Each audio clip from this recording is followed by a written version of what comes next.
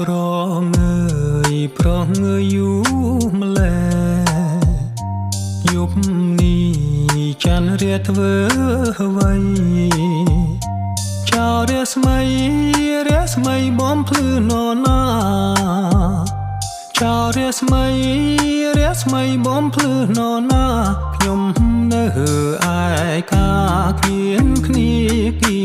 កាយអដួងច័ន្ទអើយអដួងច័ន្ទអើយឆ្លើយមកស្នេហ៍ខ្ញុំទេរូបបងនៅចិត្តពើហើយដេចធ្វើប្រងើយកនតែមិនខ្ចីមើលបងបានអូនមកបីថ្នាំងធ្ន